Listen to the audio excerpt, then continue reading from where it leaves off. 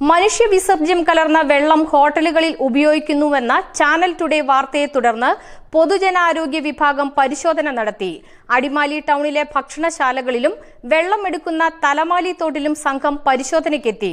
മനുഷ്യവിസർജ്യം തോട്ടിലെ വെള്ളത്തിൽ കലരുന്നതായി സംഘം കണ്ടെത്തിയിട്ടുണ്ട്. Channel today big impact.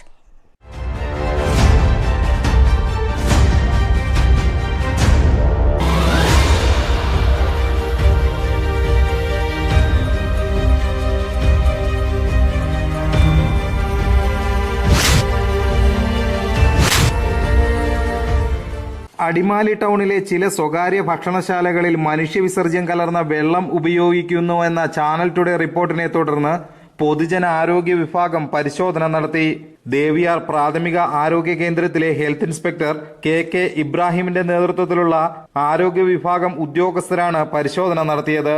Adimali ടൗണിലെ ഹോട്ടലുകളിൽ നടത്തിയ പരിശോധനയിൽ കുടിവെള്ള ടാങ്കുകളും ജലസംഭരണികളും മലിനമാണെന്ന് കണ്ടെത്തി. ഇവിടേക്ക് മലിനജലമാണ് ഒഴുകിയെത്തുന്നതെന്നും ആരോഗ്യ വിഭാഗത്തിന് ബോധ്യപ്പെട്ടു. തുടർന്ന് ടൗണിലെ 3 ഹോട്ടലുകൾ താൽക്കാലികമായി അടച്ചിടാൻ ആരോഗ്യവകുപ്പ് ഉദ്യോഗസ്ഥർ നിർദ്ദേശിച്ചു.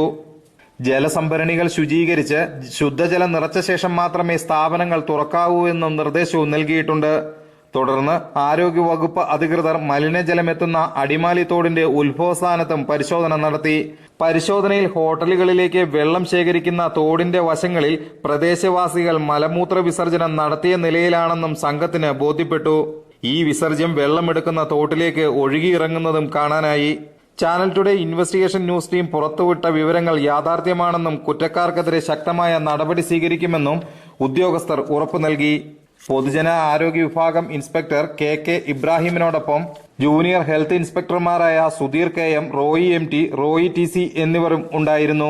ചാനൽ ടുഡേ ഇന്നലെ പുറത്തുവിട്ട വാർത്തയുടെ അടിസ്ഥാനത്തിൽ ഇന്ന് ഞങ്ങൾ ആ സ്ഥലം പരിശോധിച്ചു, ഹോട്ടലുകളും പരിശോധിച്ചു.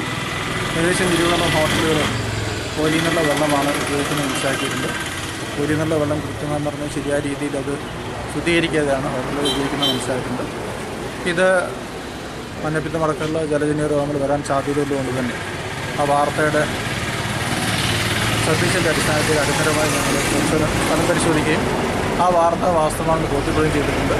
അതിൻ്റെ ഭാഗമായിട്ട് തുടർ നടപടികൾ ഞങ്ങൾ സ്വീകരിക്കുന്നതാണ്. ഇവിടുത്തെ ഹോട്ടലുകൾക്ക് തൽക്കാലം നിർത്തിവെക്കാനായിട്ട് ഞങ്ങൾ നിർദ്ദേശിക്കുന്നുണ്ട്. അങ്ങനെ ഞങ്ങളുടെ ഡിപ്പാർട്ട്മെൻറ്റ് തലത്തിലുള്ള ഞങ്ങളുടെ അനുഭവത്തോടുകൂടി ബാക്കി കാര്യങ്ങൾ ചെയ്യുന്നു. മാലിന്യം കലർന്ന വെള്ളം ഉപയോഗിക്കുന്ന ഹോട്ടലുകൾ തുറന്നു പ്രവർത്തിപ്പിക്കാൻ അനുവദിക്കില്ല എന്നും ഉദ്യോഗസ്ഥർ വ്യക്തമാക്കി. ഇതേ തുടർന്ന് ഹോട്ടൽ ഉടമകളുടെ സംഘടനയായ ഹോട്ടൽ ആൻഡ് റെസ്റ്റോറന്റ് അസോസിയേഷൻ അടിയന്തര യോഗം ചേർന്നു. ഭൂരിഭാഗം ഹോട്ടലുകൾക്കും സ്വന്തമായി കുടിവെള്ള സ്രോതസ്സുകൾ ഉണ്ടെന്നും എന്നാൽ ചില ഹോട്ടലുകൾ തോട്ടിൽ നിന്നാണ് വെള്ളം ശേഖരിക്കുന്നതെന്നും അസോസിയേഷൻ ഭാരവാഹി MS അജി ചാനൽ ടുഡേയോട് പറഞ്ഞു.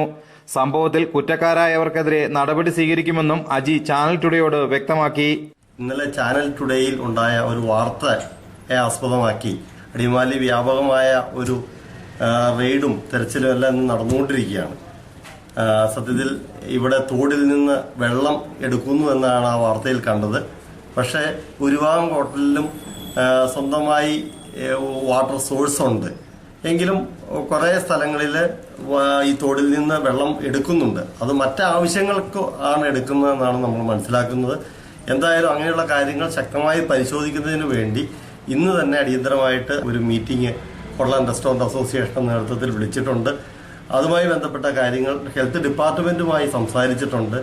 അങ്ങനെ ഏതെങ്കിലും മോശമായ സാഹചര്യത്തിൽ ഏതെങ്കിലും പ്രവർത്തിക്കുന്നുണ്ടെങ്കിൽ അതിനെതിരെ ശക്തമായ നടപടി തന്നെ സ്വീകരിക്കണമെന്നാണ് ഹോട്ടൽ ആൻഡ് റെസ്റ്റോറന്റ് അസോസിയേഷന്റെ ആവശ്യവും. ഒരു കാരണവശാലും ഏറ്റവും ശുദ്ധമായ ഏറ്റവും ഹൈജീനിക്കായിട്ട് ഫുഡ് കൊടുക്കണമെന്നുള്ളതാണ് hotel and restaurant association hotel and restaurant association മെമ്പേഴ്സിന്റെ അടുത്തും ആവശ്യപ്പെട്ടിരിക്കുന്നത്. ലാഭത്തിനു വേണ്ടി ഒരു സമൂഹത്തെ മുഴുവൻ രോഗികളാക്കുന്ന കച്ചവട താൽപര്യക്കാർ നാടിനു തന്നെ ശാപമാണ്.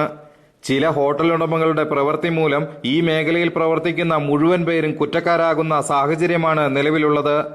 ഇത്തരം സാമൂഹ്യ തിന്മകൾക്കെതിരെ ചാനൽ ടുഡേയുടെ ക്യാമറ കണ്ണുകൾ എന്നും ജാഗ്രതയോടെ പിന്തുടരും. ക്യാമറാമാൻമാരായ അരുൺലാലിനും അസ്ലം ബഷീറിനുമൊപ്പം investigation news team, channel today.